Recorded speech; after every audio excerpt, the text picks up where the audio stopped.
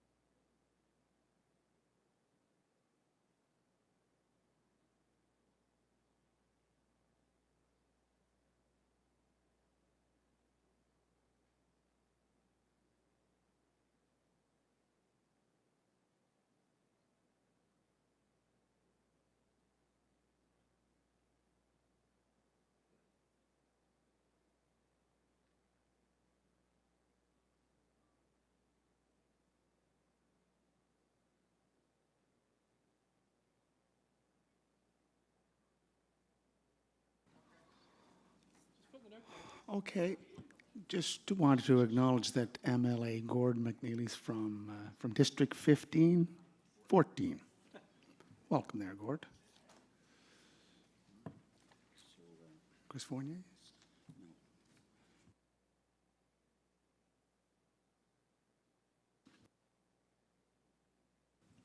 I'm going to start. My name is Philip Brown, and there are 2 rooms for this meeting.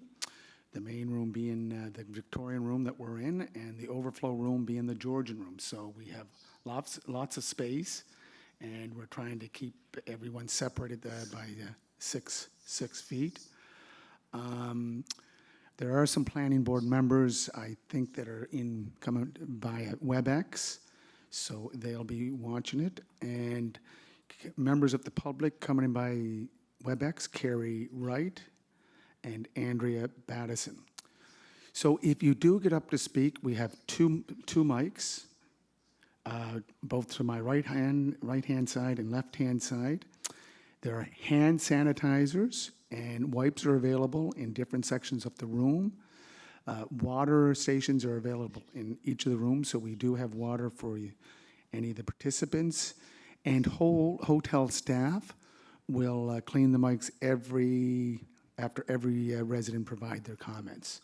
And I just noticed Chris Fournier, who is one of our planning board members, come in, so he'll be here listening to the comments. I'm now going to turn it over to Councillor Terry McLeod to just lay out the guidelines for the presentation. Thank you. Thank you very much, Mr. Mayor, and welcome everyone. I'm just going to touch base on the order of event of each presentation. So there will be a brief presentation by staff, followed by a presentation from the applicant. The applicant is limited to a maximum of 10 minutes to make their presentation. Council members will be allowed to ask questions of clarity. Remember not to give their opinion on the projects, as they are to remain neutral until the process is complete. The general public will be given an opportunity to speak. Each participant will be provided with 5 minutes in which to provide their comments or ask questions. We will start with residents who are at the main room, Victorian room, and those at the overflow room, Georgian ballroom, and then proceed to the WebEx participants. While a member of the public is speaking, others are asked to show respect and decorum to all participants, maintain quiet and order, refrain from disturbing the proceedings by words, gestures, or actions, including applauding, displaying flags, placards, or similar material. Refrain from talking on electric mobile devices and ensure that all electronic devices are put on the silent mode. Thank you very much. Thank you, Councillor MacLeod. So we'll call the meeting to order. I have to first ask, any declarations of conflict of interest for any of the council members? Seeing none. Now I go to number 3, approval of the agenda. Councillor Duran. Yes, Your Worship. We have a young lady here that has some young children at home, and she's wondering if we can change the agenda from our 88 Brackley Point Road from being the last on the agenda up to the first on the agenda, if that's possible. Do you have a mover? Seconder? Okay, moved by Councillor Duran, seconded by Councillor Tweel. Any issues? Okay, can I call for a vote? All those in favor, please raise your hand. All those against? I think that's clear. Okay. So, Thank you. Thank you, sir. So the first item on the agenda is 4A, which was E, 88 Brackley Point Road. And Councillor MacLeod, I believe that the planner will give the description. Good evening, everyone, members of council, members from the public. This is a request to amend Appendix G, the zoning map of the Zoning and Development Bylaw, for a portion of the property from single detached residential large R1L zone to medium density residential townhouse R3T zone and narrow single detached residential R1N zone. And amend Appendix A, future land use map, of the official plan map for a portion of the property from low density residential to medium density residential. The proposal is to demolish the single detached dwelling that currently exists on the property and subdivide the property into 9 lots in order to facilitate the construction of 3 townhouse dwellings consisting of 2 6-unit dwellings and 1 4-unit dwelling for a total of 16 townhouses. 2 lots are also proposed to be rezoned to the single detached residential narrow R1N zone, and the balance of the land will remain R1L zone. There will be 22 lots in total, or 22 units in total. And this is the property that we're talking about. The developer is here, and I believe his representative is also here to present a short presentation on the application. They will go into more detail on the rezoning, which portions of the land are to be rezoned, and if there's any questions for staff to answer later, technical questions, I am also available for to answer any questions. So I will turn the presentation over to, I believe it's Jeff Conley and Ron Wood.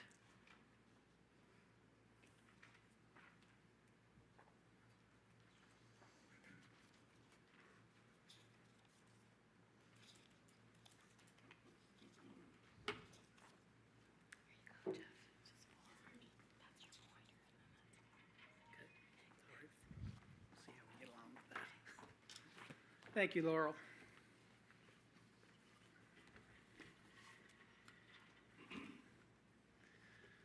All right. Good evening, Mayor Brown, Council, MLA McNeely, and everyone else in attendance.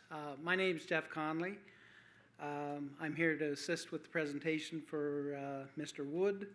I'm a lawyer and an engineer, and in my practice of law, I do a lot of property work, including property development. So as Laurel said in her presentation, she gave you a sketch of what's being sought in terms of the development. And I'll walk through some of the things that Laurel has covered too.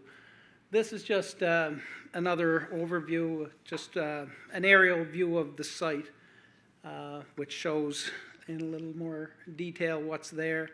There's some things, let's see if I can get the pointer here. You'll see that there is a tree line along the back, and hopefully that'll be able to be preserved, sort of continue to provide a buffer. There'll be a buffer on the Brackley Point Road, and we'll see more of that as I go through.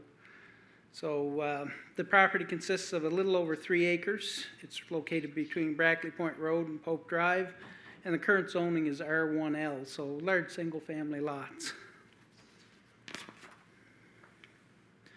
So as Laurel said, we're looking to have 4 R1L lots, 2 R1 narrow lots, and 3 R3T medium-density residential townhouses on that 3-acre lot. So it's going to be, I guess, medium-density residential is what it would be considered for the R3T. So the next slide actually shows in a little more detail the actual lots that will be laid out. And I'm going to try this pointer again. And the brighter yellow, those are the R1L lots, single-family detached housing.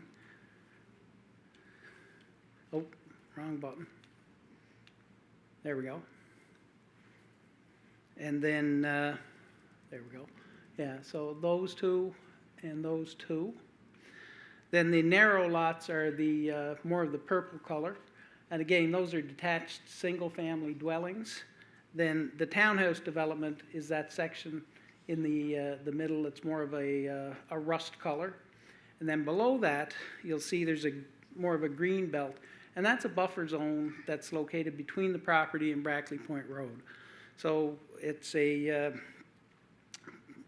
site plan that's going to accommodate the 4 single detached large dwelling lots, 2 single-family dwelling lots that are narrow, and the R3T low-density residential. So there'll be 2 6-unit townhouses and 1 4-unit townhouse. The townhouse development, you'll see the townhouses are all served by the one turning circle that comes in off of Pope Drive. Each dwelling has its own garage and driveway for parking.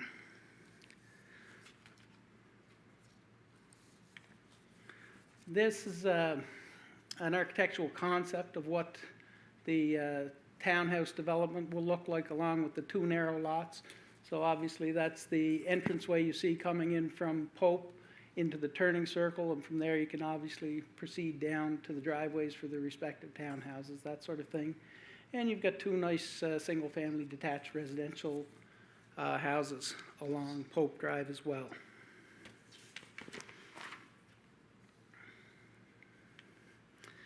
This next slide is an architectural drawing of what the proposed townhouse will look like, just a little closer detail. So, obviously, again, there's a little driveway into the garage, so there's off-street parking for people in their own garages. 2-story single-family dwellings.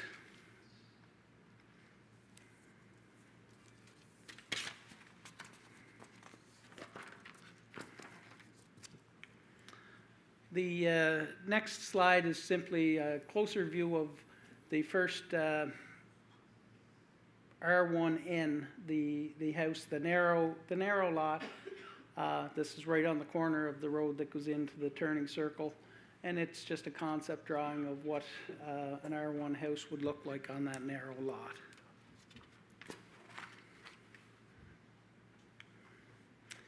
lot. This next slide just shows you the concept again of looking down Pope Drive into the Townhouse Development. You see the circle and the road where the car is heading up, that's turned left, and that's heading up Pope Drive towards Stone Park School. So you get an idea of what the development will look like.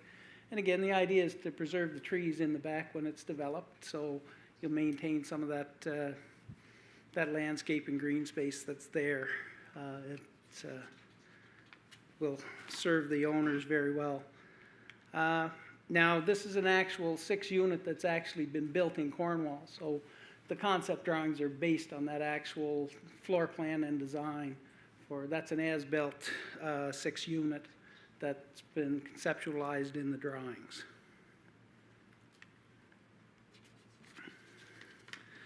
The next slide, this is just a zoning map of what's in the immediate area.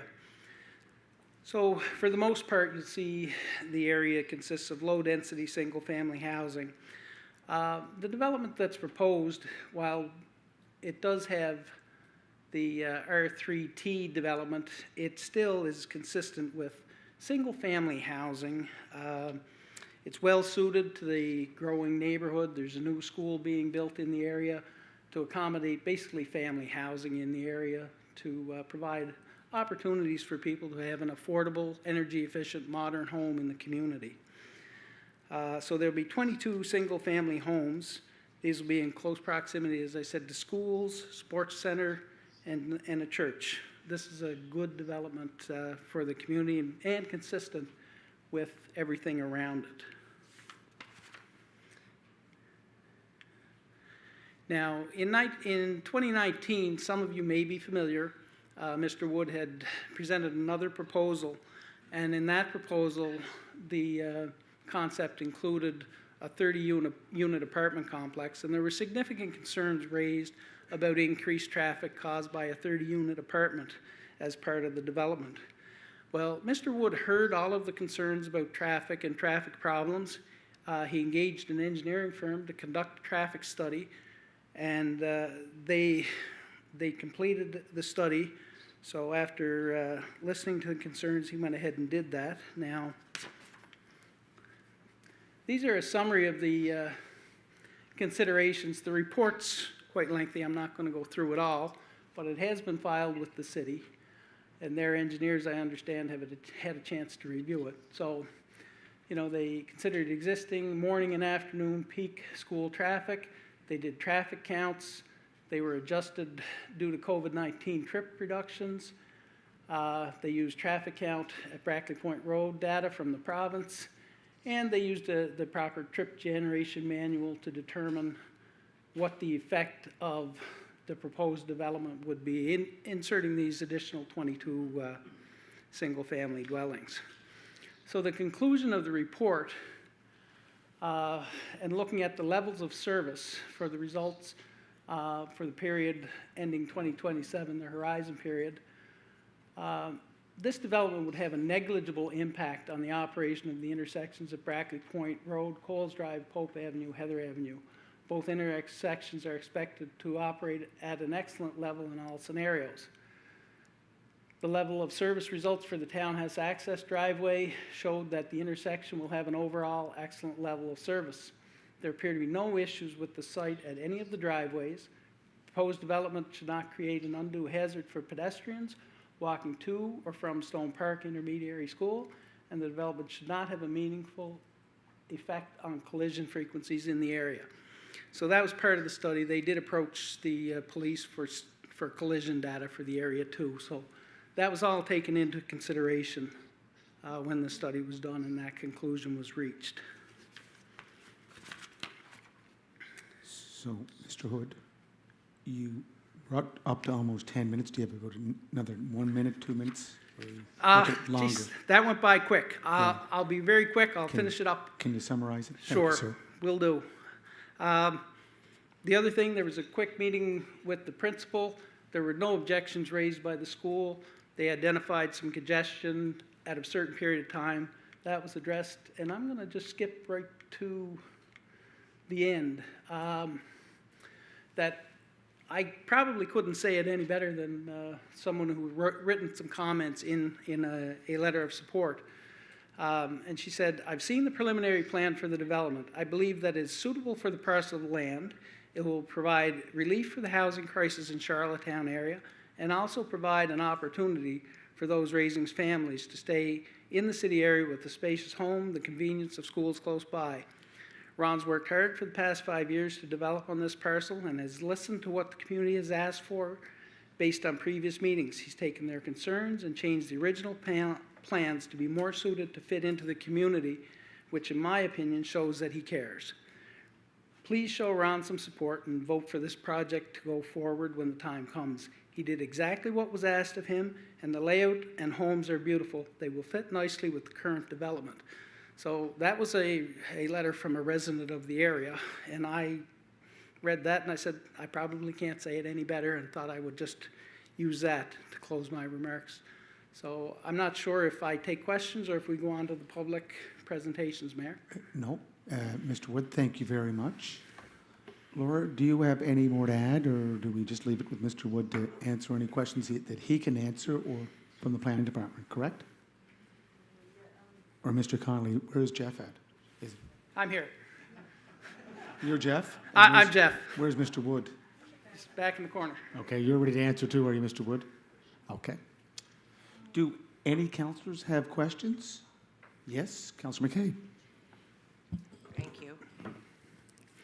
I just want more clarification, and I do agree. I know the last time we were here, we were meeting, it wasn't quite as positive as it's been this time around, because Mr. Wood has seemed to work and listen to what the residents of the community have said, for sure.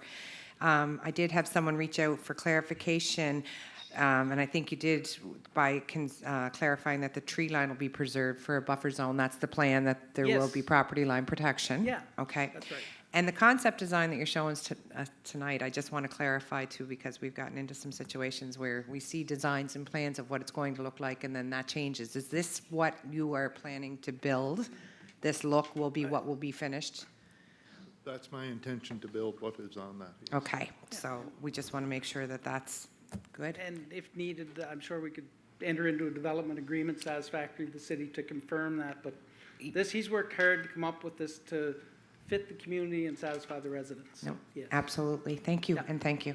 So Ron, do you just want to stay there if there are any more questions, both you and Jeff? Okay, any other questions from councillors? Okay, so we'll open it up to the floor. Mike's here if you want to use that mic, and it's opened. Could you give us your name and just where you live? Don't have to give us an address. Is it Sherwood, Charlottetown? No, it's Charlottetown. My name is Susie Dillon. Yep. I live at 14 Valdane Avenue in Charlottetown, Prince Edward Island. Thank you. And I just want to say that I certainly was here in 2019, and I did not support the proposal. But I'd like to start by saying thank you to Mr. Wood and his family for listening to the community. I'm sure that the process was both I'm sure that the process was timely, costly, and at times very frustrating. In a perfect world, I would have loved to seen all single-family dwellings, but understand that the communities are changing and they look much different than they did years ago. I believe the proposal this time around has been a compromise from the first one proposed in March 2019. In the new plan, not having access to Brackley Point Road would appear to be a safer option, but being mindful that it is a school zone and that if need be, the city would be willing to make changes in order to maintain safety. I also want to say that the growth in this area has been accommodated by our school system, with students at the junior high level at Stone Park being divided into other schools, and the province announcing that Shore Elementary would be replaced by an aged and overcrowding school. This part of Charlottetown is much more able to handle new growth.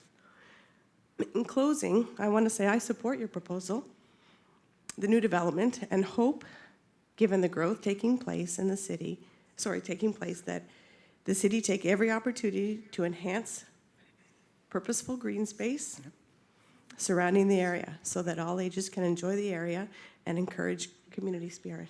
Thank you, Mr. Wood. Thank you, Susie. Any other comments?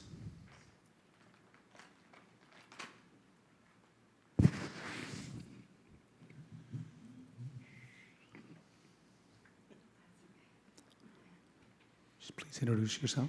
Hi, I also was here at the first proposal you put forward, Mr. Wood, and I gotta say, that you really did listen to what the residents had to say, and very much appreciate that. This does look very nice. I'm really happy to hear that you're going to preserve the tree line. I mean, this area has been around a long time. My house was built in '73. I haven't been there since '73, but I know that's when it was built. My daughter just built a house right next door, so she's very close, and her first comment was, oh, it'll bring in some young families with some young children, and I hope that's what happens for sure. But really, kudos to you for listening and putting together something that's quite lovely. Thank you. Excuse me, your name is? I'm so sorry. It's- Yeah, Pat Ellis. Ellis. I'm at 21 Pope. Thank you. Yeah. And does your daughter want to speak? Mic's open, but you have to wait for it to be cleaned. Do the wipe.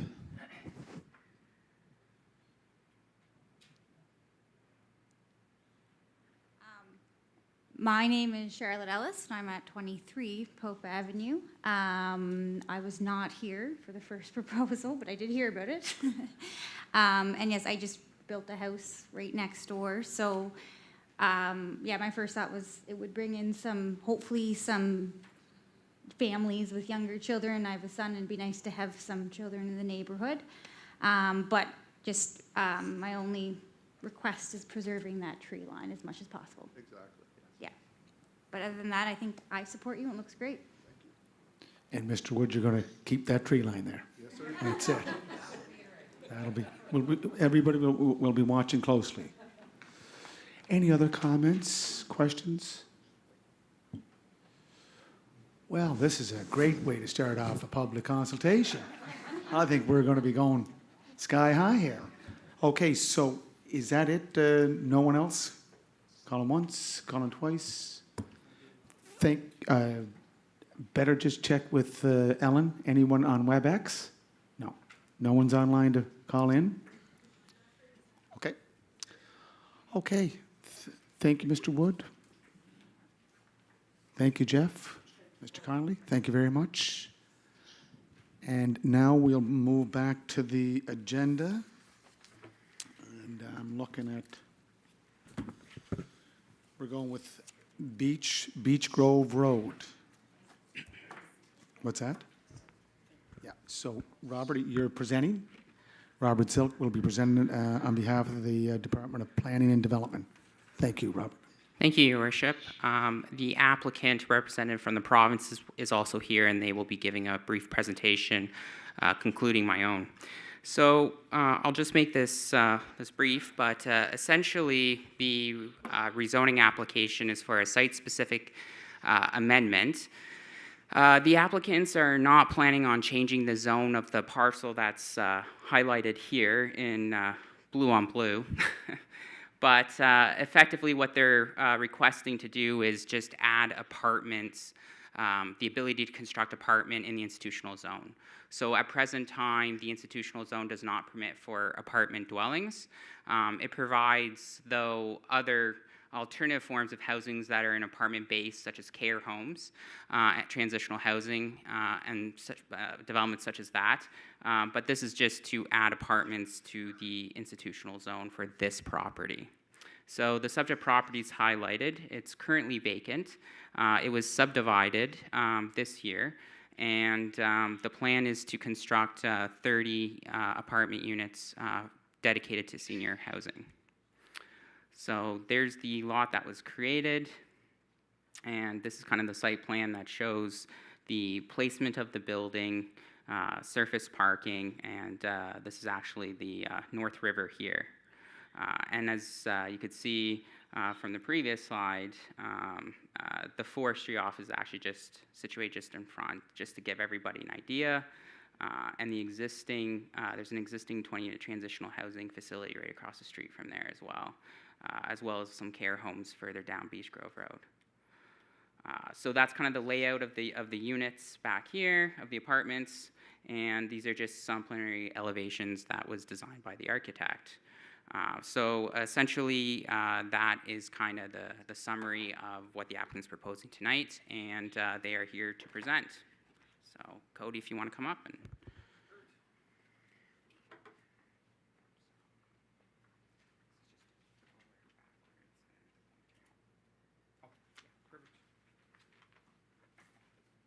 Thank you, Robert. Mr. Mayor, councilors, members of the public, MLA McNeely. My name is Cody Clinton. I work for the Department of Social Development and Housing, and I'm here representing the Prince Edward Island Housing Corporation. As Robert mentioned, we've submitted an application for property ID 1131820 for a site-specific amendment to allow us to build a social housing seniors complex on the property. So this will be a government-owned and operated housing facility. It'll be 30 units dedicated to seniors, 26 one-bedroom units, and 4 two-bedroom units. 6 of those units will be CSA standard accessible, and the building is being designed with the intent to be net zero ready. The tenants in the building will come off of the Provincial Social Housing Registry. They'll be paying rent based on their income, which would be 25%. We have 9 Yard Studios working with us for the architectural design of the building, and we anticipate that construction will start sometime in the winter of 21 or early in 22. Robert stole a little bit of my thunder here, I guess, in terms of the design, but here's a survey that was done of the property.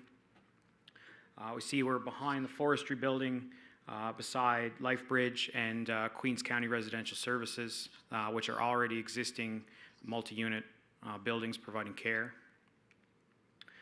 And then here, this one was the pointer, right? So here you see the forestry office, Lifebridge here, a new building by Queens County, and you see us coming behind, parking lot out front, and the building here angled on the property. We've done some preliminary elevations. At this point in time, the building design has not been finalized, so these are some preliminary of what it would look like, but it would be a 3-story building to accommodate those seniors units. So we have the west side, and then north and south.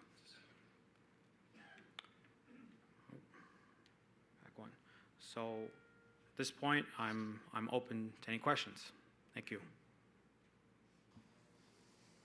Okay. And your partner doesn't want to add any? Sorry, yes, I should have introduced. Ross McIntosh is here with me from the Department of Transportation and Infrastructure. We're working together on the project. So do you want to say anything, Ross, or you cover if all the points are covered? Okay. Okay, so we have 2 mics open.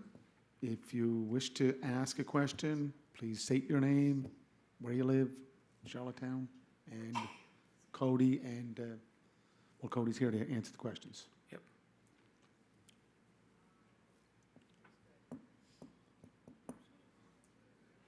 Going once, going twice, 3 times.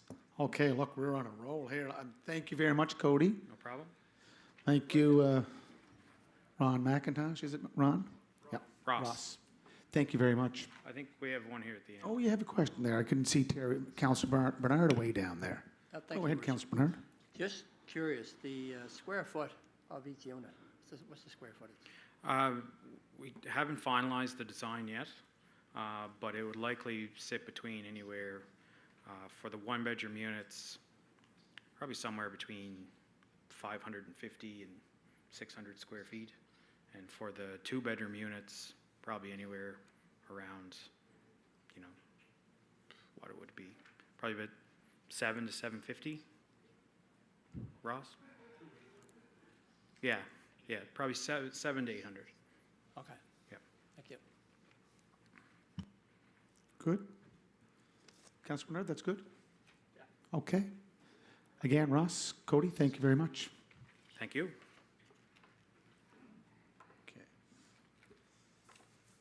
Okay. B, I believe it's Evan Brown, no relation. 247 Royalty Road, PIN number 404632. Evan. Good evening, everyone. I'll be giving a brief presentation on this application as it pertains to the official plan and the zoning and development bylaw. So the request for 247 Royalty Road is to amend Appendix A of the official land use map of the city of Charlottetown from low-density residential to commercial for the subject property, and to amend Appendix C, the approved site-specific exemptions as per Section 3.11, site-specific exemptions of the zoning and development bylaw. These amendments are required in order to allow for an automobile repair-related commercial use, which is prohibited as a home occupation, to be located and operated in the single detached residential R1L zone, where commercial uses are not permitted out of a non-conforming accessory building on a property in residential use. So just for some context, here you can see the location of the property outlined in red. It's on the edge of the city, situated in the northwest region. The property is surrounded on all sides by the R1L zone and is zoned as such itself, and is designated as low-density residential in the official plan.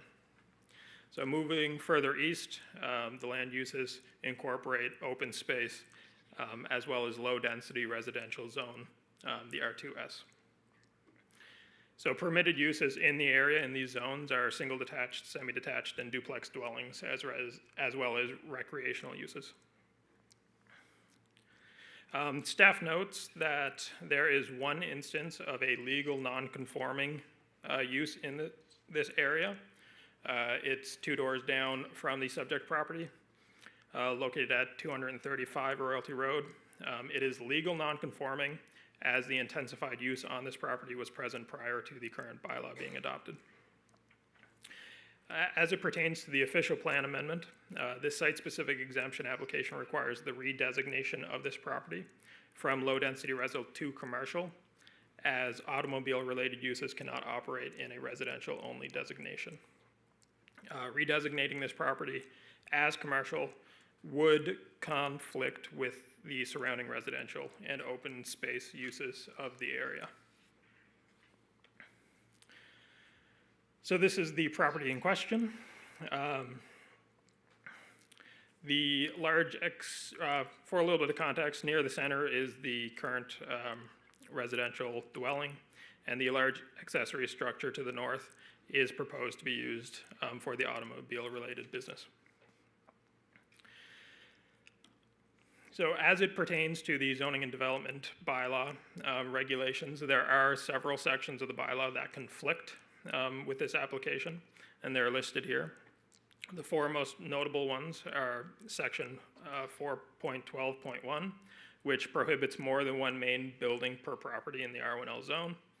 What this means basically is that the residential dwelling is used as the main building on the lot, and the existing garage is seen currently as an incidental use. It would be used for the storage of personal vehicles, storage of personal property, etc. But with it being intensified into a business, then it would also be a main dwelling, which is not allowed in the, or a main building, sorry, which is not allowed in the R1L zone. And then there's section 5.9.1.b, which imposes a maximum gross floor area for accessory buildings. This maximum gross floor area is a cumulative 1,200 square feet. The 4 accessory buildings on this lot, so this large one, 2 behind it, and 1 down here, have a cumulative gross floor area of 2,700 square feet, far exceeding the maximum gross floor area of 1,200. The large accessory building alone measures approximately 2,250 square feet, which is far exceeding the maximum gross floor area of a single accessory building of 850. So therefore, the proposed use conflicts with the section of the bylaw by being located in a non-conforming building. Further, staff note that the property has a history of non-conformance with the 3 smaller accessory structures, as they are not permitted to be situated on the property due to the exceeded gross floor area. And then section 5.9.1.e does not allow for the external storage of materials for a home occupation. Staff view this as fairly unavoidable for an automobile repair-related shop. Typically, it has vehicles either waiting for repair or waiting for pickup. Therefore, this section conflicts. And then finally, section 5.9.4 prohibits automobile-related uses as a home occupation. And the proposal far exceeds what was anticipated as a home occupation for an R1L zone. And any rezoning application, or pardon me, the reason that this is going through site-specific exemption rather than rezoning is because any rezoning application to intensify the current R1L zone of the property to something that would allow for an automobile use, such as highway commercial, for example, would not be compatible to the area, would be in conflict with the surrounding R1L zone, and it would jeopardize the validity of a residential dwelling being in a commercial use zone on the same lot as a business. So with that summation, the applicant is here, and Mr. Gordon Perry is here to present on the application and to answer any questions. Okay, Mr. Gordon Perry, do you wish to present? Yep.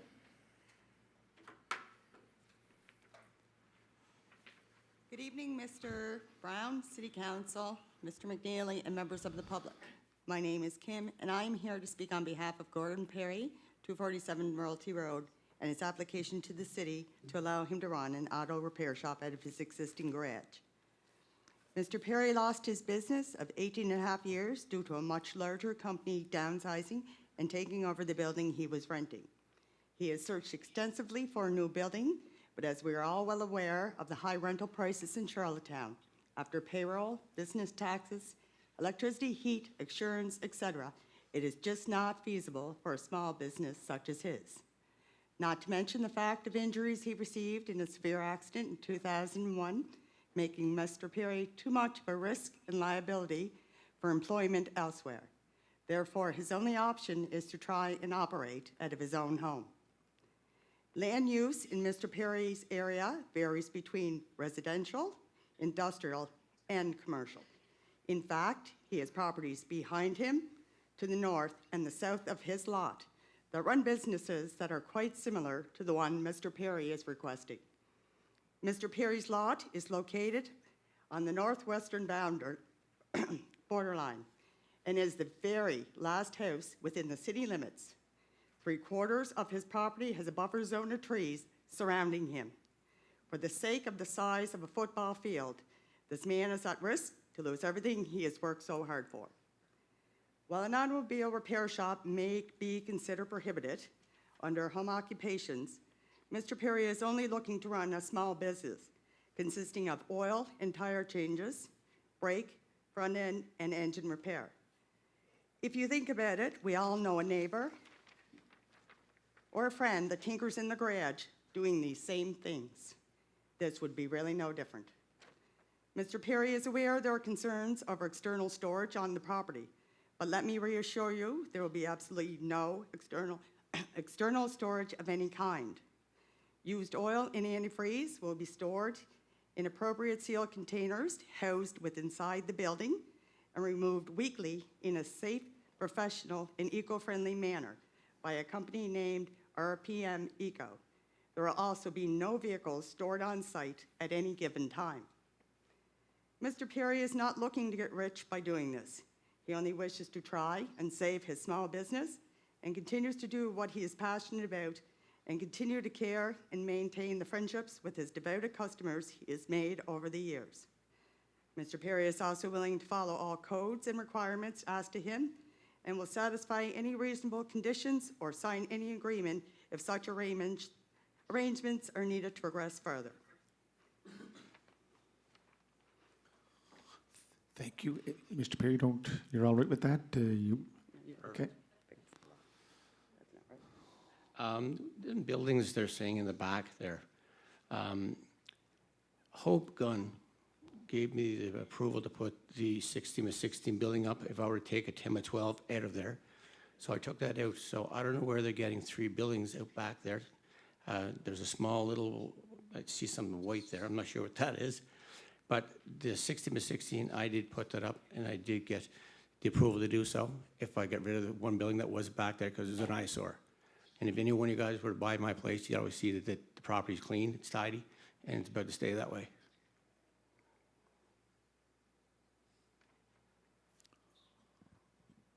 Did you want to clarify that, Evan? Can you just show us the buildings he's talking about? Yeah, so the 16 by 16 that he's referring to is this one here. Yes. And then these are recent ortho imagery. These buildings here, the size of them kind of conforms to what were buildings formerly on the lot that in 2011, I believe, were required to be removed, one as small as 5 feet by 9 feet. And also the 16 by 16 building in the same application in 2011, 2012 was also required to be moved off of the lot because it conflicted. It was not conforming because its very existence was in excess of the gross floor area because of the larger structure here. When I purchased that place 10 years ago, the little building that was out back, we did have Hope Gunn look at that herself, and she said that if that was to be removed, we'd have no issue with that building there, the 16 by 16, or I could have put it on my other lot over on the other side there without a problem. The building in the back side of that garage, when I bought the place 10 years ago, that was already existing there, so that has nothing to do with me. And that little white one that you're looking at right there, I do believe that's one of them little pole barns that you put up there to put your lawnmowers and stuff inside. Okay. So Evan, just to clarify, Hope Gunn, is that Yes. Alex? Is that the correct name? She worked with the planning department? Hope Purnham? Yes. Is that who you're referring to, Mr. Perry? No, I thought her name was Hope Gunn. Okay.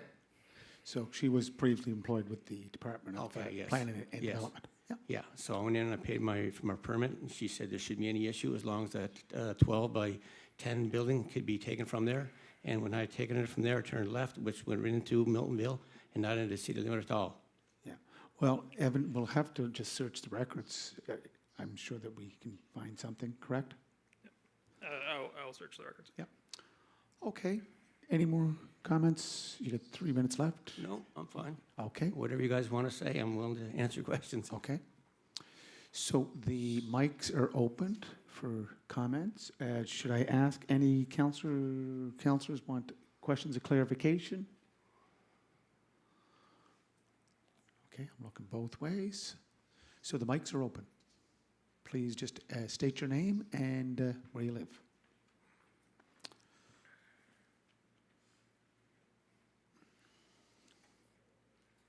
My name is Goops Woolridge. I live at 269 Royalty Road, which is the next property to this one. I'd like to start by thanking your worship, the councillors and the planning board for giving me this opportunity to speak. I'd like to just give some history on this property if I could. I'm probably one of the longest standing residents in that area. That property belonged to my brother, Donnie. It was built 2 years before mine.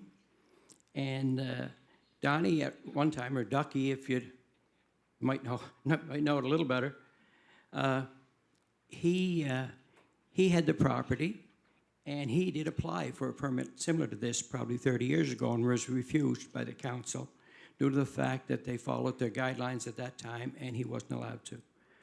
Shortly after that, there was the initial building with the garage was 28 feet square.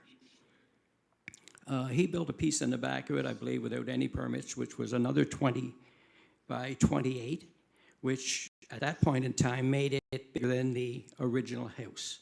So at that time, they had to follow the footprint zone, and the footprint was bigger than the initial property, so that was wrong. He moved away, he sold the property, and it was another gentleman bought it. That gentleman at that time, I believe, he built an apartment on the back of the garage, which is still there. So that gives you a third residence in that one property. I don't believe he had a permit either. So that is given a history of the non-conforming. I've got no problem with Mr. Perry trying to make a living, but I live next door. My wife and I have lived there for over 40 years. We've followed all the guidelines, and we've done our very best to be good citizens. I just think that enough is enough. As Evan Brown, and Your Worship, I did ask him if he was related, and he said no. Yeah, I think he's from up west. But, and in his favor, he's been terrific to deal with. Your council should be pleased that you've got workers of his caliber that are there. But it just goes to a non-conforming issue that I've had for years with that property. If there is a garage there, then the last week, I had 2 people knocking at my door at night, looking for Mr. Perry to do work. I don't need that. I have a job, and if he has to make a living, that's fine. There's got to be a property somewhere that will conform with all the city's requirements. All I'm really asking the city is to follow your own guidelines. There's at least four things that are breaking your guidelines on that property as it is, and that's all I want. What's there is there, but why do I have to look out my windows? And Mr. Perry spoke about a tree line. That tree line belongs to Arnold in back. There's no tree line on his side. I put the fence up there years ago, so I have a pretty good idea. But anyway, that's what I wanted to say. I made a written submission, which basically covers the same things, and that's where I'm at. And again, thank you very much, Evan. Thank you, Mr. Woolrich. Thank you very much.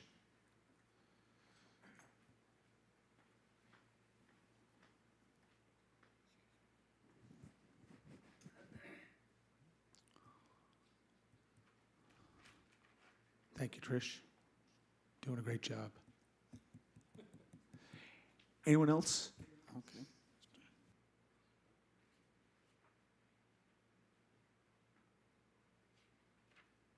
My name is Cecil Taylor, and we live at 231 Royalty Road, and it's a couple of properties away from the current property. My first question is for the proponent is, what hours of operation do you propose? 8 to 5, Monday to Friday, and no more. 8 to 5, because the non-conforming property, which is down the road, we're awakened lots of mornings at 6:30 in the morning by dump trucks, diesel engines starting up and moving, and I don't see the counselor for the area here. So my question, I'll direct it to the mayor, is why has the city permitted this property to be non-conforming for so many years? This property, 247. This property, 247. Royalty Road. It came to our attention when an application was made, Mr. Taylor, and we just don't have the inspection services available to go out and look at every nook and cranny, so sometimes it's complaint-driven, and that's where we come from on this issue. So we're quite aware of it now, and Evan will be following up on what was brought to our attention today. And just for information, the property that is behind there is not in Charlottetown, but is in South Milton or Miltonville Park as it used to be. And those people do have some things in there, but they go out of the way to keep things quiet as possible. In fact, one of the people that live in behind is a helicopter pilot, and when he takes off with his helicopter, he flies to the river. He doesn't fly over any properties. But I have no problem with you trying to make a living there, but there's been so many things wrong with that property. I don't think that there should be any more changes to it. I think it should be brought up to code before things go further. And I would ask that anything else that's in the area that may be non-conforming but have a right from the past, that maybe the the province needs to take a look at some of the things that are going on there with respect to environment, oil changes being done outside, antifreeze on ground, etc. Thank you. Thank you, Mr. Taylor. And again, Evan, we will follow up on some of the issues that were brought to our attention here. Mr. McNeely, the MLA from District 14. Mike's yours, sir. Thank you very much, Council, and everybody in attendance. I just wanted to talk a little bit in support of Mr. Perry and what he's been through. You know, it's a case where our city is growing. He's been in an area doing great work just behind the horse track, and we wouldn't even know where he was. You have to really look to get to his shop, and I've been working and trying to assist him on this, and there's big developments going on. His shop gets repossessed by another company trying to take it over, and here he is without employment. And I know for a fact the character and what this man is all about, and I know he's done his due diligence around this. The size of what he's talking about and his location is no bigger than a car wash. He just wants his livelihood, and if this is the case where our city's growing, we have to think about how we can assist people in the future, and his future is now. And I go to bat for this gentleman, and this is a great debate with the neighbors in the area. But I think that he has done his due diligence, and he's just looking to service people. And don't forget, this is the last building in Charlottetown city limits. It's there. It's 1.3 acres, and I appreciate the neighbors talking and talking about this. But I'm here to say I've been working with this gentleman, and I think he's an upstanding citizen, and just want you to consider that. Thank you. Thank you, Mr. McNeely. Thank you very much.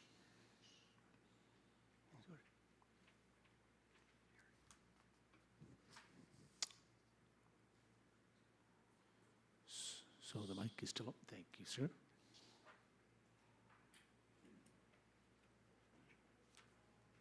Hello, my name's Larry Crosby. I live at 224 Royalty Road, and I also worked right beside where Gordon's shop was on Exhibition Drive. He's been nothing but a good neighbor. He's always had a neat and tidy properties. He's been great to us at Kerr, where I work. He's cleaned the lot for us many times. He's just a good guy, and I'd recommend this to go ahead for him, because he deserves it, man. Thank you. Thank you, sir. Thank you very much.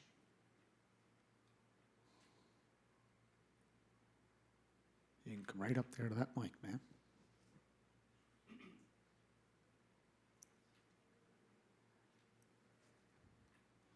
My name is Sandra Crosby. I'm the wife of Larry Crosby and live at 224 Royalty Road. Thank you.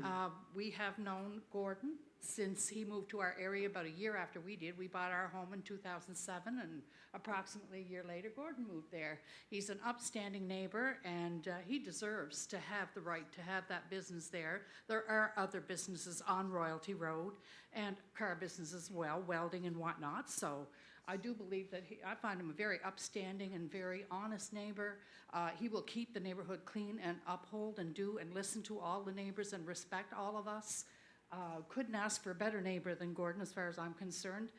2 weeks ago, I was babysitting my granddaughter's new puppy dog, 7-month-old dog that's a big dog. He's a mixture of Burmese mountain dog and poodle, and this dog got loose off his leash getting out of my car. He's a new dog to me. My daughter was in the hospital with a heart problem, and so I was asked to look after the dog, and I have MS. So the dog, when he broke away from me, of course, I have some wonderful neighbors who all come over, and Gordon looked out his window and saw something going on, came out and volunteered of his own volition with the kind heart that he has, a big kind heart, to help find my dog for 2.5 hours of his time in the middle of the day, helping out. So he is a good neighbor who will do what he can for all his neighbors. He's also a great mechanic who has done things for many of us in the neighborhood.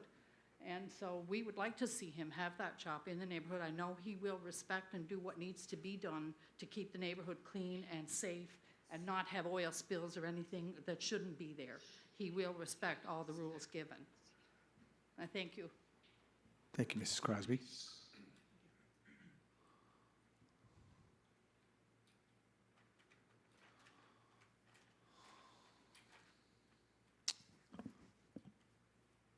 So the mic is still open?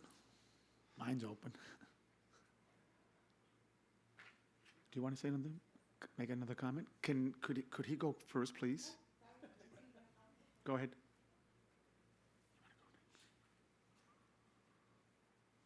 Your name, sir, and where you live. Hi, my name's Rick Junker. I live at 220 Royalty Road.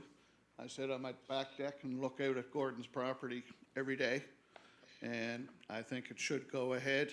The man's just trying to make a living, just like everybody else. It's a small business, needs a hand. That's all there is to it. So I'm for it, and I don't see any problems with it. Thank you. Thank you, sir.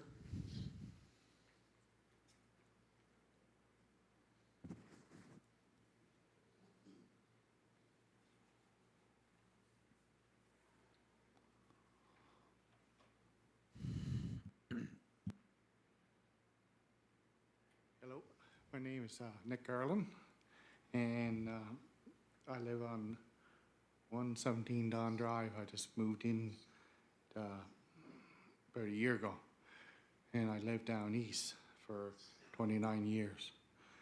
And I run my own business,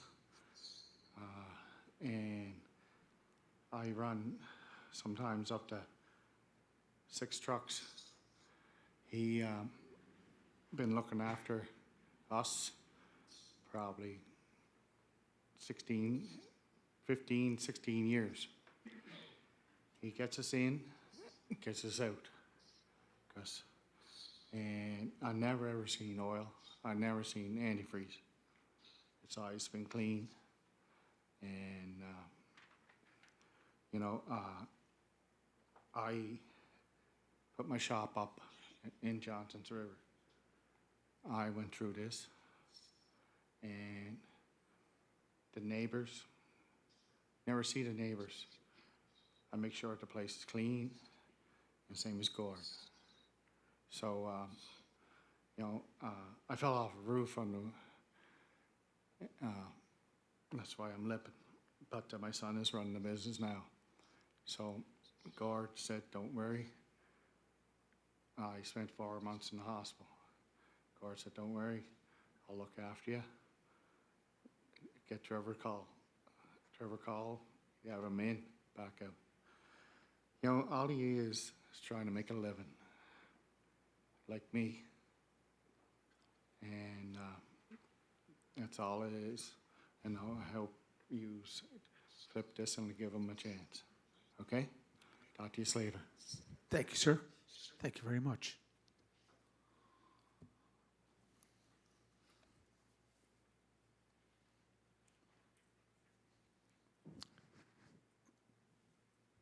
Any other questions? Do you wish to get up? Yeah. Or would you like to move there? I would just like to go back to a couple of the comments. Irregardless of where the trees are placed, they're right on the property line. They still surround the area. That's number one. Number two, there may be 1 or 2 businesses on the road that do not respect the rules and do not follow things properly, and not doing things in a clean manner does not reflect upon us or mean that, we're not going to do that. That's their own individual things. And rebuttaling back to 30 years ago, practices and things that people may have done on that property should not be a reflection upon what Mr. Perry has done in the past 10 years. And I just wanted to point that out. Thank you.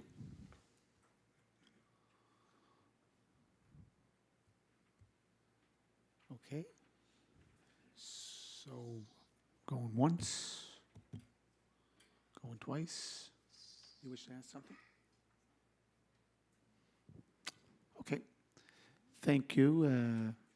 And we'll follow up, Evan, with what was brought up here today. And Mr. Perry, thank you. And also to your partner, thank you very much. Okay, we're going to the next item, which is the corner of Royalty Road, Lower Malpeck Road, PID number 818856. And Laura Lee, are you going to present that, Laura Palmer Thompson? Yes.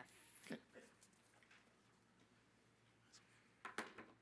Good evening again, everyone. This is a request to amend Appendix A, the future land use map of the official plan for a portion of the subject property from low-density residential to institutional, and amend Appendix G, zoning map of the zoning and development bylaw for a portion of the subject property from single detached residential R1L zone to institutional I zone and low-density residential R2 zone. The purpose of this request is to rezone a portion of the land to institutional to facilitate the construction of a new church and to subdivide the land and create 7 new R2 lots for semi-detached dwellings. This is the property in question. As you can see here, it's outlined in blue. The applicant is here to give a short presentation, and again, I am available to answer any technical questions that may arise concerning the bylaw. So I believe Ryan Noy is here.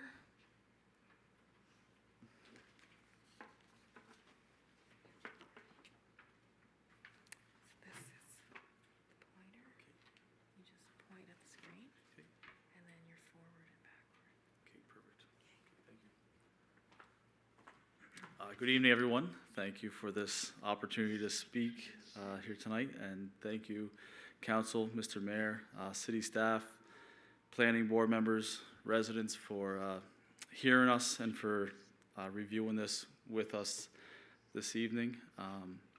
Little history, my name is Ryan Noy. I'm speaking on behalf of Greater Life Church. I am a board member there as well as serve as assistant pastor currently.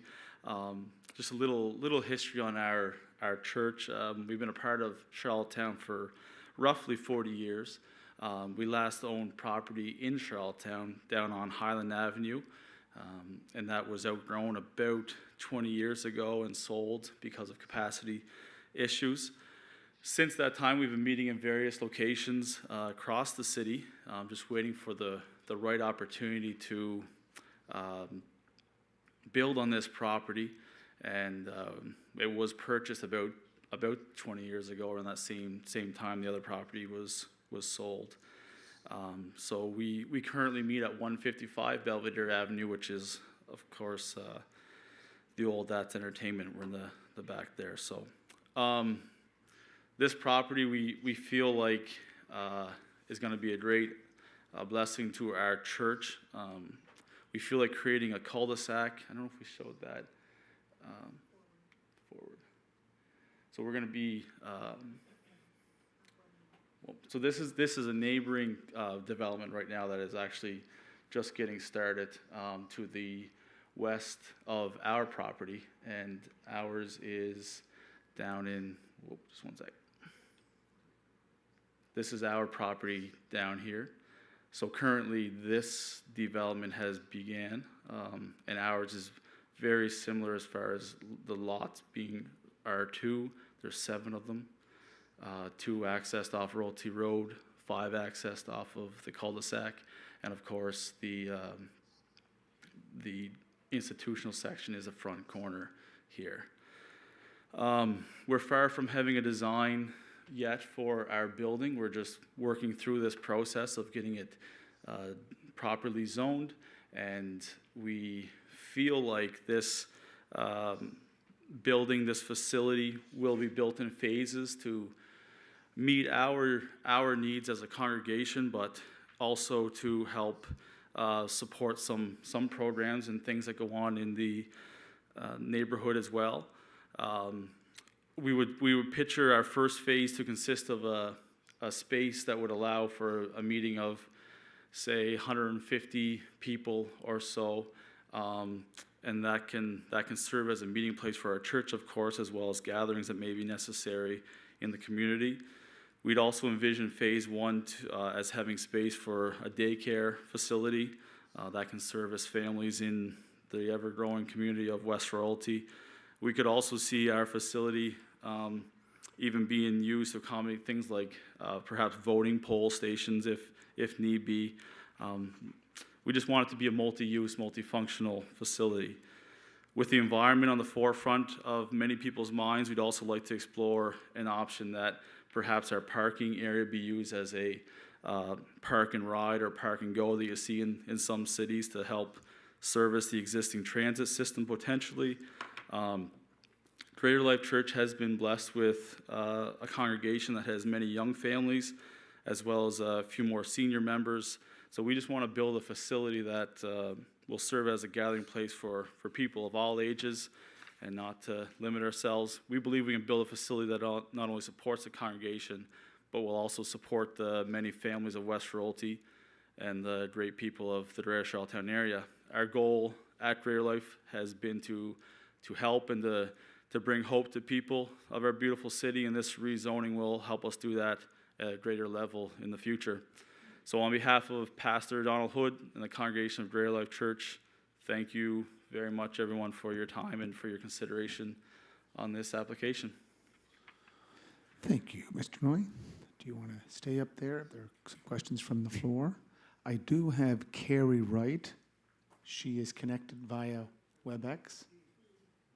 Carrie, thank you, is connected by WebEx. So can we bring in Carrie? Hello, how was that? Good, Carrie, can hear you loud and clear. Do you have a question? Okay. Do you have a question to ask to Mr. Ryan Noy or Laurel Palmer Thompson? Well, I was just listening. Oh, thank you very much for taking my call, by the way. So we're kind of asked to read over or accept a proposal, but just from his delivery right there, it really doesn't sound like he has a plan on what he wants to do with the property. Is that correct? Like you said, you're not quite sure if it is a church, or it could be a daycare, or it could be a cemetery. Like, is that how, that's what I just heard, am I correct? Mr. Noy? The plan would be to build a church on this property. I guess my point was that we want it to be a multifunctional facility. We do want to incorporate daycare as part of the structure, but no plans for a cemetery or anything like that. So no plans, but anything could happen, right? Because institutional is a very wide range also, isn't it? Things that could actually down the road, maybe, you know, in 3 weeks, if somebody has a nice offer to come in, it could be put on the table.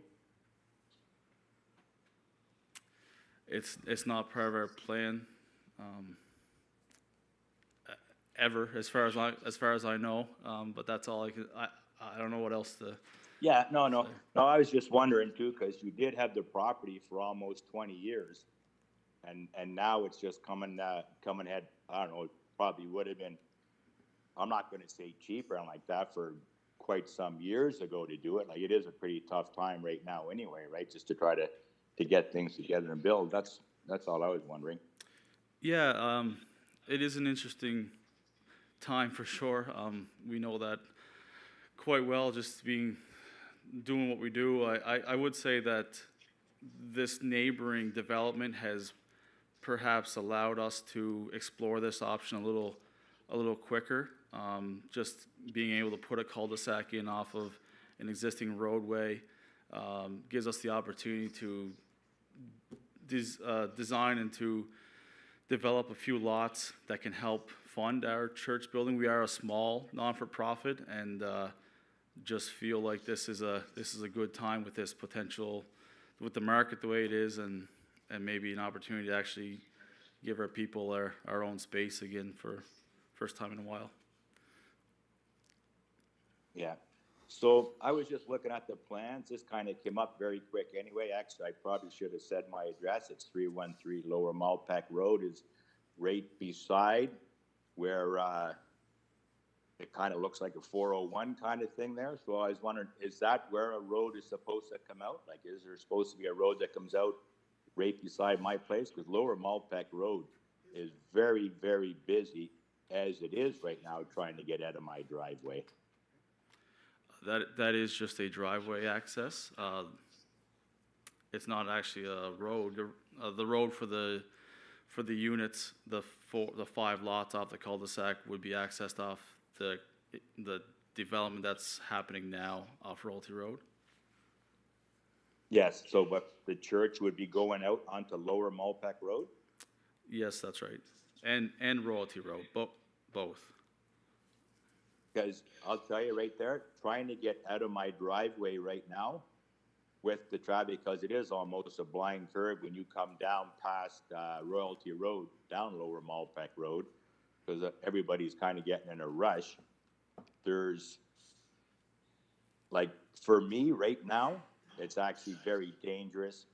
And then put another road right in beside my house. Like, I think that's a huge safety issue right there. I'll put that back on planning or public works, but it's just it's not technically a road. It's just a driveway access. But Laura, any comments? If you can just use this mic here, or do you want to go there? You just pick one, please, just to clarify it. And Mr. Wright, I do have the institutional zone up here: cemetery, club, commercial daycare center, community building, community care facility, community institutional, cultural establishment, educational institution, private, educational institution, public, fire station, funeral establishment, government office, hospital, library, lodging house, medical health and dental office, nursing home, place of worship, police station, public utility, service operation, recreation, or fitness center, and transitional housing facility. 21 uses. Laura Lee, did you want to answer that question? Yes. Before we did allow this to proceed to public consultation, before the application went to planning board, we actually sent this proposal, the site plan, to the city's traffic engineer, manager of public works, and he reviewed the plan and looked at the accesses, and he did not have concern with where the accesses were going to be located. So that is one of the things that we checked before we even let this application proceed to planning board. Thank you, Laura. So, yeah, I'm sorry. I'm just, obviously, he's never tried to pull out of my driveway, no matter what time it was. It was 12 o'clock, 3 o'clock, or 6 o'clock then. But anyway, I don't think it's a good idea, actually, myself. Thank you, Mr. Wright. Thank you, Laura. Just take one of the mics. Just your name and address, or where you live. I figured it appropriate that I go after Mr. White because we're his next door neighbors. Okay. My name is Linda Constable, and my husband David and I have been living at 311 Lower Malpeque Road for 26 years. And in that time, I believe that property has changed hands more than once. And we definitely do not support the rezoning of this property with an institutional, with a church, 150 parishioners coming and going. Like Mr. White said, I have to do a burnout getting into my driveway to go to work every day, and people coming around that corner, it's not safe. I said, and with 7 houses, that's 14 more families. There's all the more, and you say that driveway is not a road, but it would be used as a road, as to, if you're going to use that as an access point, and the one on the Royalty Road as an access point, it's basically a road. Has there been any, like I know Ms. Thompson said that there was plans looked at, but that's a major safety concern. That many people coming and going, like I said, it's dangerous getting in and out of our driveway right now. And with that many people coming and going to a church or daycare center or whatever, and if it was rezoned, how are we guaranteed that a church will be built there? You know, once it's rezoned, then it's kind of free reign. So we definitely do not support this, because something of this size should be taken outside the city limits, because this is Charlottetown, And like I say, that lot has been empty for over 20 years. So it should stay that way, or it should stay R1, single dwelling residential, the way it is zoned right now. So we definitely do not support this. Thank you, Ms. Constable. Anyone else?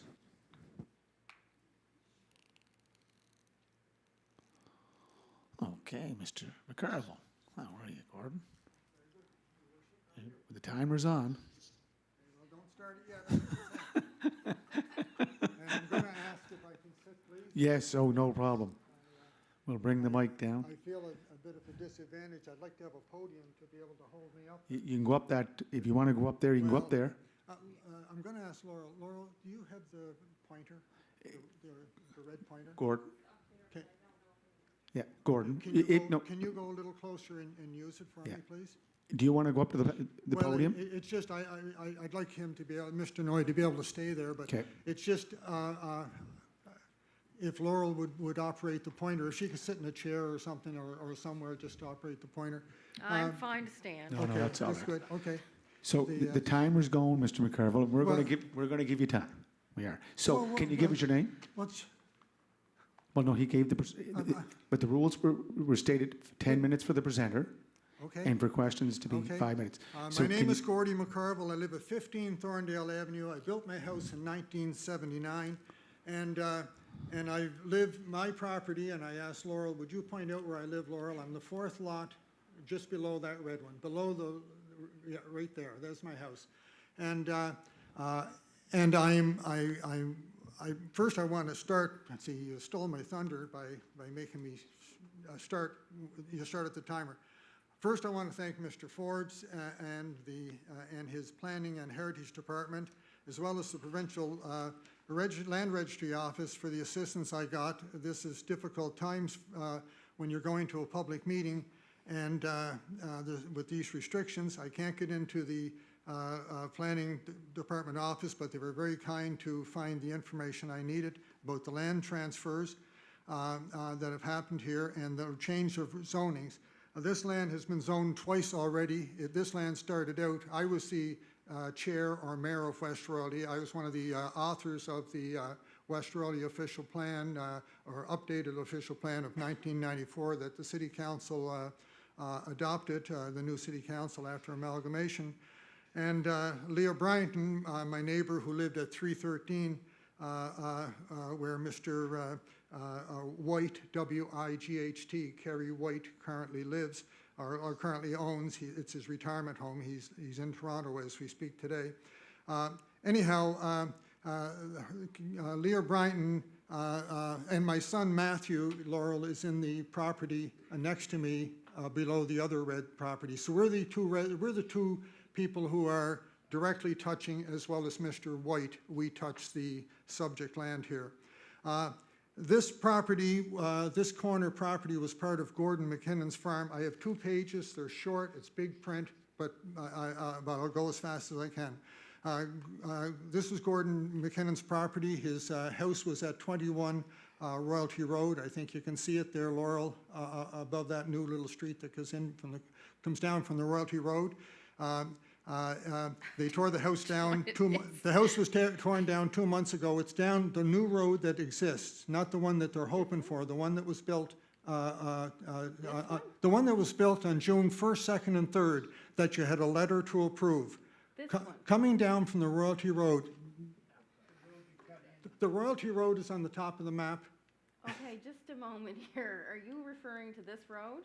No, that's a cul-de-sac, dear. That's Yes, the I know, but But no, the road is coming right down. You just came down.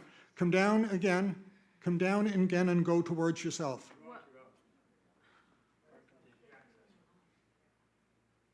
This is the Royalty Road, Gordon. That's correct, yeah.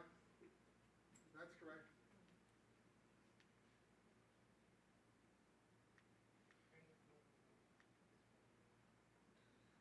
Can you point this out? That's good. Royalty Road, 21 Royalty Road, there was McKinnon's house. It's just been removed. It was removed on June the 3rd. Well, that's where I put my point, is this road here. No, you didn't. Anyways, So this road is, can you just, all right, Laurel,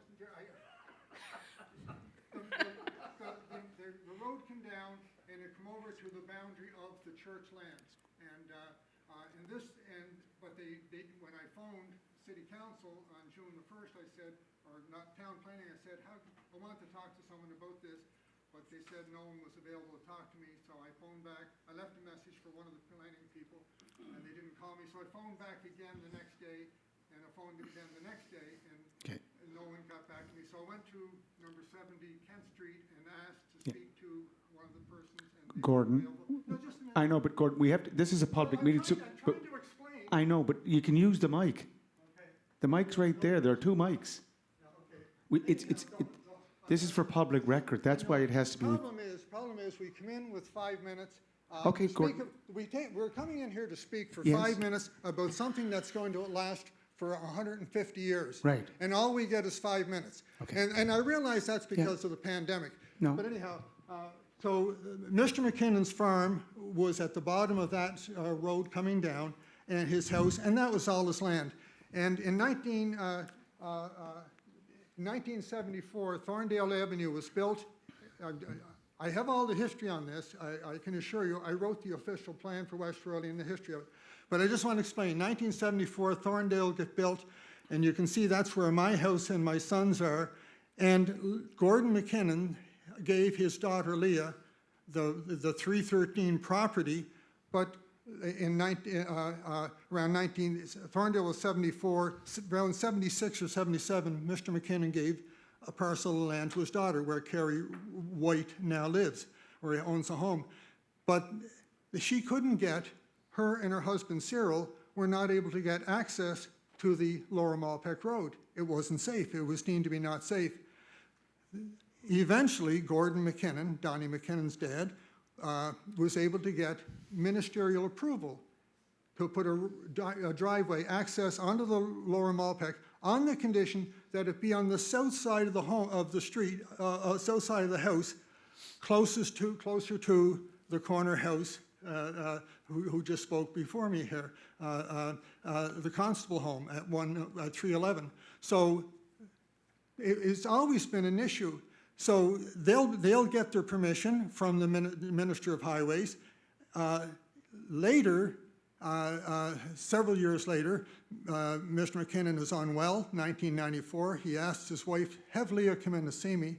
And so Leah goes in to see him at the hospital and says, dear, I'm going to give you my corner property.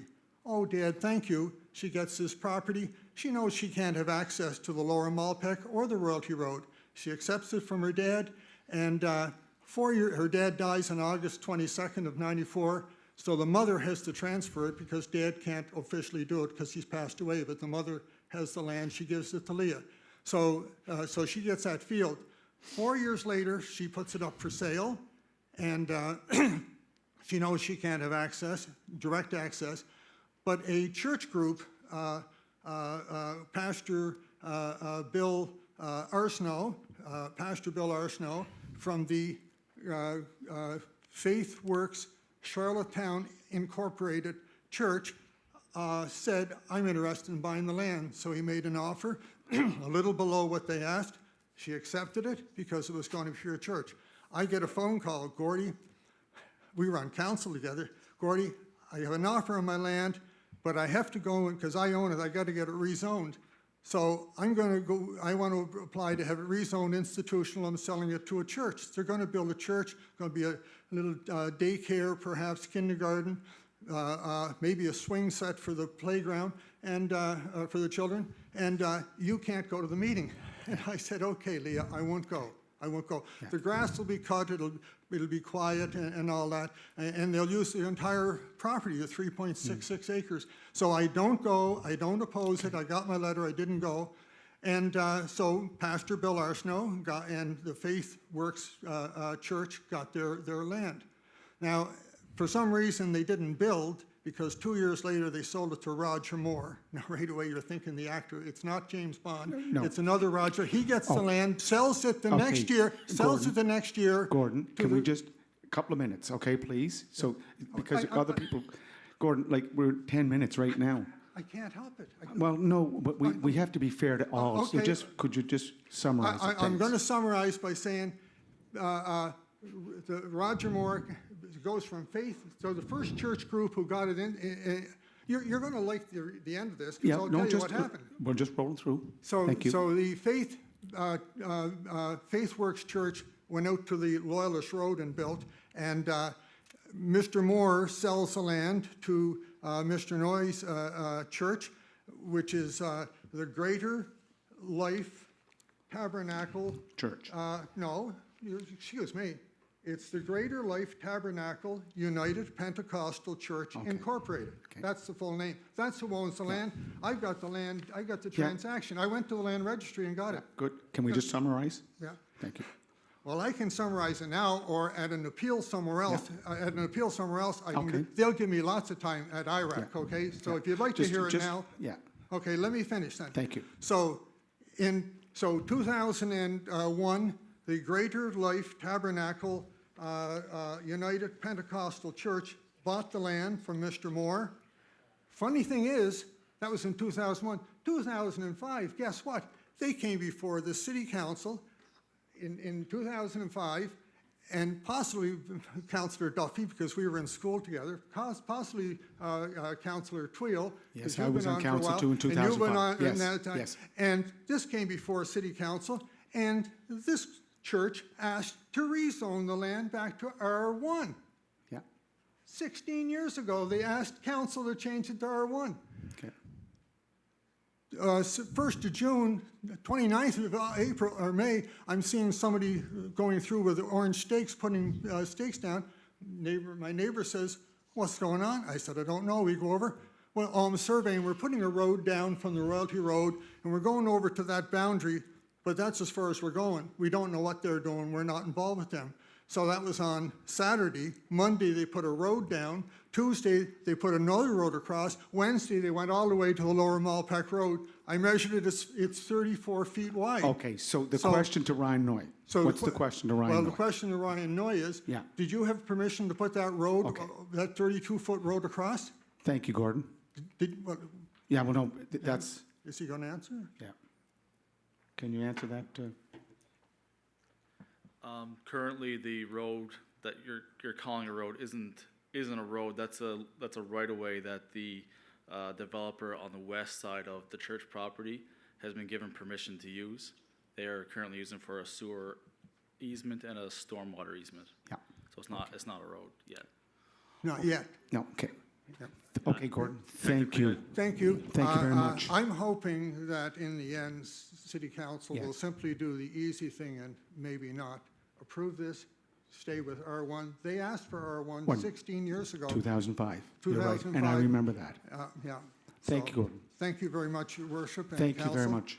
And you know what, Your Worship, personally, if you deny this, I promise I'll never come before you again. Oh, no, Gordon, Gordon, no, you were a great teacher at Charlottetown Rural, and I admire you as your input. Thank you very much. I promise I won't come back. Nope. Thank you. Any other comments, questions? Yes, sir, come right up.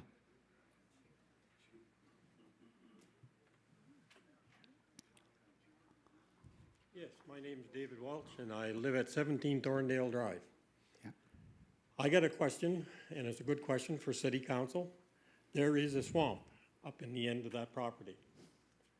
Now, there's supposed to be a 15-meter easement or whatever, restrictions all the way down that.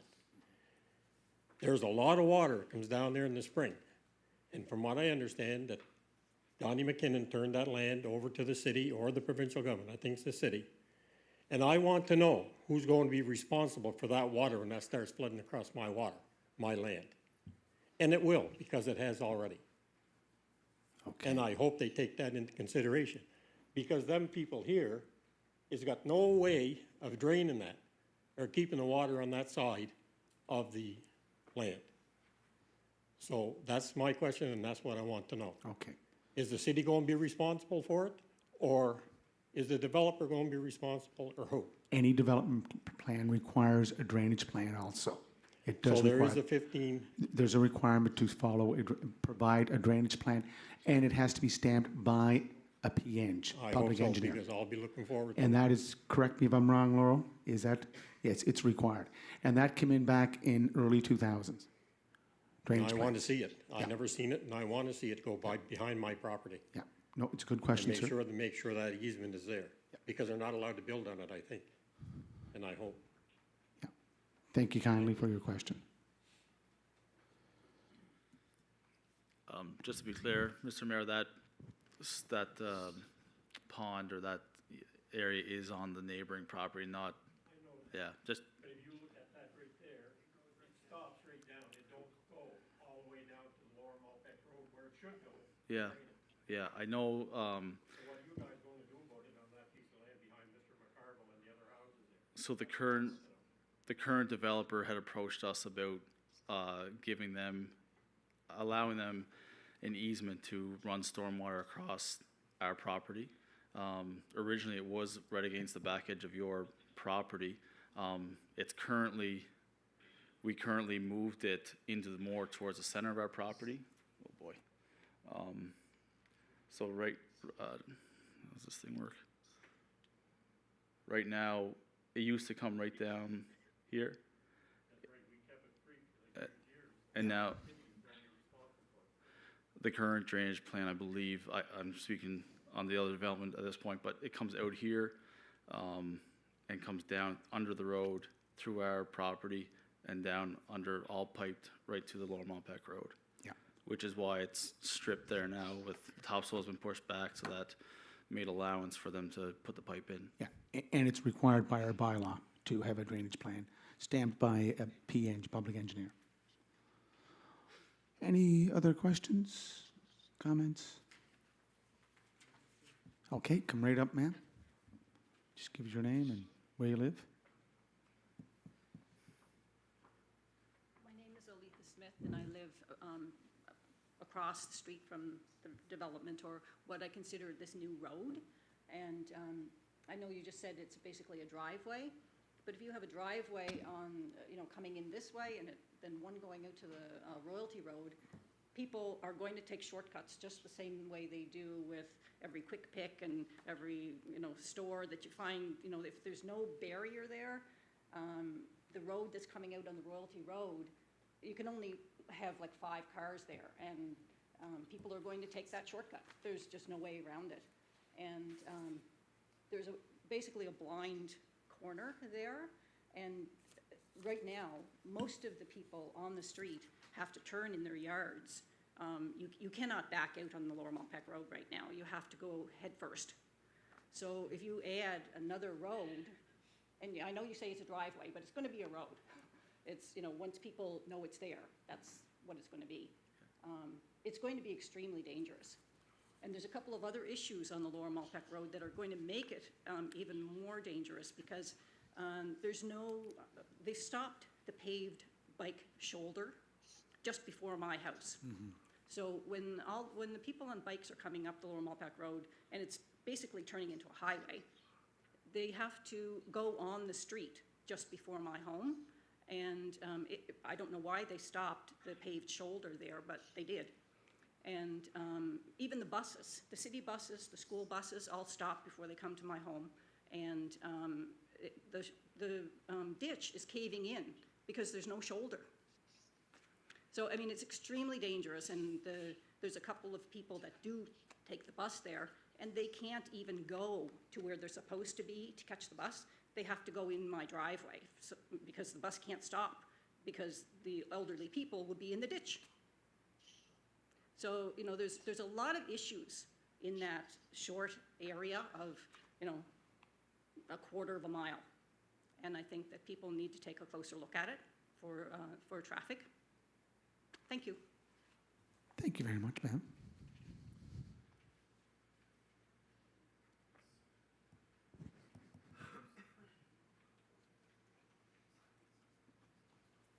Come right up.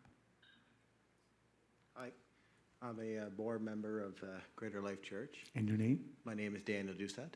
And live in Charlottetown? I don't live in Charlottetown. Okay. No. So I just want to make a kind of a question or a clarifying statement about the roadway. So there seems to be a lot of question about that. I think people are maybe confusing what they're seeing on the plan with what they're seeing as they drive by the Lower Malpeque Road. So right now, there's a large clearing where they're running the sewer lines and the drainage. and that looks like a road, but that's currently not what it is. And I think people's perception of what that is different than what's actually on the blueprint or the plan survey. Thank you, sir. Can you just come to the mic there, ma'am? Please. It's being recorded for public record. Yeah, does she got the? But is it a driveway? Yeah, Yep. it's proposed as a driveway. Yeah. So, but is it going to be a driveway that's going to connect to the Royalty Road? So you can go in the Royalty Road and out onto the Lower Malpac? I was gonna make that point. Can you just come a little close to the mic, please? Currently, I mean, this is very, very preliminary, but there currently is a few barriers to make that a little more difficult, and I don't know, maybe there's a way to even increase the difficulty of making that a shortcut for something. I mean, to me, it wouldn't be much of a shortcut, but if someone... But any more driveways in that short period of space, especially if you've got 150 cars coming out of there, is going to be dangerous. And somebody needs to look at the danger issue on that corner, because it is a blind area. And myself, I've had people land in my yard coming around that corner in the wintertime, and I know there was one just this past winter as well, and a few houses up from me. So, you know, it's a safety issue that needs to be looked at. So just to clarify, so I'm going north on Malpac, Lower Malpac Road. Are you on the east side? I'm across the street From this proposed them. development? Yeah, Okay. across the street and one down. Thank you. I'm not directly across. I'm Okay, thank one, you. yeah. Mr. Mayor, I'll just say that it seems like the driveway access is a bit of a contention point for most people, and obviously, I think I can speak on behalf of the board, we'd rather see that perhaps adjusted and maintain the rezoning to be institutional rather than squashing it because of that driveway. If there's a way we can, if the driveway has to be eliminated, we'd look at that, or maybe a right out only or something, something that would work for everybody, you know, just rather than squashing it. Just come up, use the mic, sir. Just give your name too. My name is David Wells, Yeah. 17 Thorndale Drive. Yeah. One other question I want to know. Are you going to guarantee us that that's going to be a church and nothing but a church in there? There may be a daycare center and nothing other than that. That's the guarantee we want. Other than that, I totally oppose that rezoning. Okay. You're saying a church only. Mr. Noy? A church, are you saying, sir, no daycare, no nothing, just the church? I don't want a daycare, Okay, and I don't mind the church, but I don't want anything else in there. okay. So if you're going to do anything else, I Yep. totally oppose any rezoning at all. So once again, As it is. like speaking on behalf of the current board, the current congregation, our full intention is to put a church building on that property with a daycare as a portion of that, and just to have some multi-use. No cemeteries, no fire stations, whatever the other 21 things were listed, just the church, Hospital, daycare. library, yes, I know, yeah, but, yeah. I understand, and all I can do is speak for the current appetite of the board and the congregation, and we do not intend to do anything but a church building and daycare facility, and then just general meeting space or whatever our facility can host. Okay. No, sir, if you want to ask a question, just come to the mic, give your name, please. Name and... My name is Paul Hoare. I live on 16 Thorndale. I don't back on this property. I back on the power line. Yeah. This driveway, it is a driveway. I don't care. It's a driveway. It's too big. If it's not a driveway, get a couple dump trucks tomorrow and backfill it and fix the mud that's running down the Lower Malpac Road. And how high a facility? You can put a church on the bottom floor and a daycare beside it and 3 stories of apartment buildings above it. Are you staying as a church on one level?